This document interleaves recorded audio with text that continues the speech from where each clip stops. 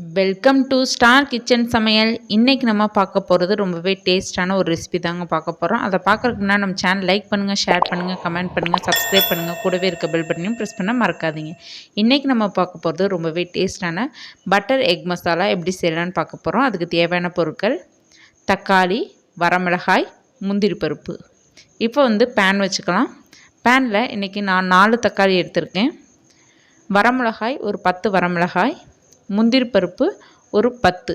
இப்போ இது எல்லாத்தையுமே நம்ம பேனில் சேர்த்துட்டோம். ஒரு அரை டம்ளர் அளவுக்கு தண்ணி சேர்த்து லிட் போட்டு மூடி வச்சு ஒரு 5 நிமிட்ஸ் இது லைட்டாக வேகட்டும். வெந்ததுக்கப்புறம் இது ஆறுனதுக்கப்புறம் நம்ம மிக்ஸி ஜாரில் சேர்த்து கிரைண்ட் பண்ணி பேஸ்ட்டாக எடுத்து வச்சுருக்கலாம். இப்போ நான் கிரைண்ட் பண்ணி பேஸ்ட்டாக எடுத்து வச்சுக்கிட்டேன். இப்போ ஒரு கடாய் வச்சுக்கலாம். கடாயில் ஒரு 4 டேபிள் ஸ்பூன் அளவுக்கு ஆயில் சேர்த்துக்கோங்க. ஆயில் நல்லா ஹீட் ஆனதுக்கப்புறம் இதில் நம்ம பொடியாக நறுக்கி வச்சுருக்கக்கூடிய பெரிய வெங்காயம் 1 சேர்த்துக்கலாம். இப்போ பொடியாக நறுக்கிய பெரிய வெங்காயம் சேர்த்துட்டோம். சேர்த்துட்டு நல்லா இதை வணக்கி விடுங்க. 2 பச்சை மிளகாய் சேர்த்துக்கோங்க. நம்ம ஃபஸ்ட்டே இதில் வரமிளகா சேர்த்துருக்கோம். இது ஒரு ஃப்ளேவருக்காக தான் பச்சை மிளகாய் சேர்த்துருக்கேன். இது எல்லாத்தையுமே நல்லா வணக்கி விடுங்க. வெங்காயம் நல்லா பொன்னிறமாக வரணும். அந்தளவுக்கு நீங்கள் நல்லா வணக்கி விடுங்க. இப்போ பார்த்திங்கன்னா வெங்காயம் பொன்னிறமாக ஆயிடுச்சு.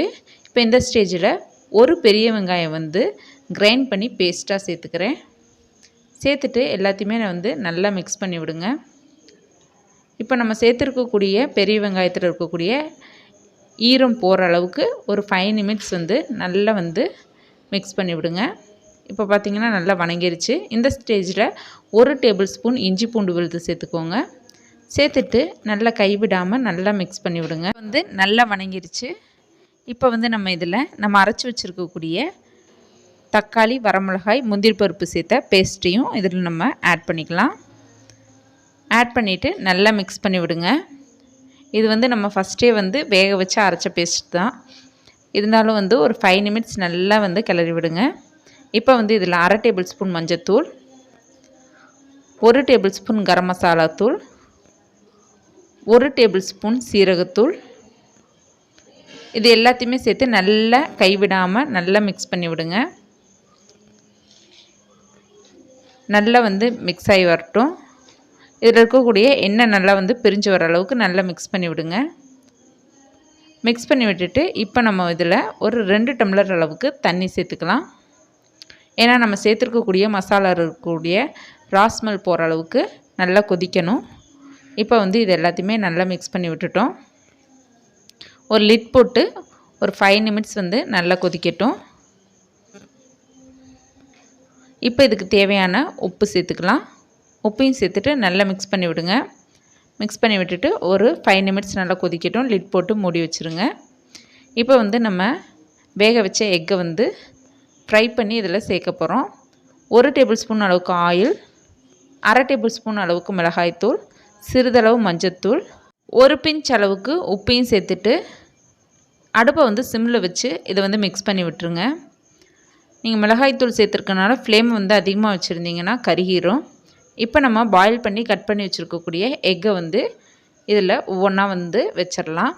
வச்சுட்டு ஒரு 2 மினிட்ஸ் ஆனோடனே அப்படியே நீங்கள் இதை திருப்பி விடுங்க. எக்கை ஃபுல்லுத்தையுமே இதில் நம்ம ஆட் பண்ணிக்கிட்டு இருக்கக்கூடிய மிளகாய்த்தூள் காரம் எக்கில் ஃபுல்லுமே நல்லா காரம் ஏறுற அளவுக்கு ஒரு 2 மினிட்ஸ் ஒரு சைடு இதானதுக்கப்புறம் இன்னொரு சைடும் ஒரு 2 மினிட்ஸ் திருப்பி விடுங்க. நல்லா வெந்ததுக்கப்புறம் ஆஃப் பண்ணிடலாம். இப்போ நம்மளுடைய மசாலா நல்லா கொதிச்சுக்கிட்டு இருக்கு. நல்லா எண்ணெய் பிரிஞ்சு வர ஆரம்பிச்சிருச்சு. இந்த ஸ்டேஜில் நம்ம வறுத்து வச்சுருக்கக்கூடிய எக்கையும் இதில் ஒன்று ஒன்றா சேர்த்துக்கலாம். இப்போ நம்ம செஞ்சு வச்சுருக்கக்கூடிய எக்கையும் இதில் சேர்த்துக்கிட்டோம். இப்போ நம்ம செய்யக்கூடிய எக் மசாலா சப்பாத்தி, பூரி, ரைஸ் எல்லாத்தோடையுமே சாப்பிட்லாங்க. ரொம்பவே டேஸ்ட்டாக இருக்கும். இப்போ நம்ம எக் இது கூட சேர்த்துக்கிட்டோம். சேர்த்ததுக்கப்புறம் ரொம்ப நேரம் கொதிக்க வேணாம் குழம்பு. ஏன்னா எக்கையும் நம்ம ஃப்ரை பண்ணி தான் இதில் சேர்த்துருக்கோம். அதனால் ஒரு 2-3 மினிட்ஸ் அடுப்பு ஆனில் இருந்தால் போதுமானது. இப்போ நான் 1 டேபிள் ஸ்பூன் அளவுக்கு பட்டர் சேர்த்துக்கிறேன். சேர்த்துட்டு இதை நல்லா மிக்ஸ் பண்ணி விட்டுருங்க குழம்போட.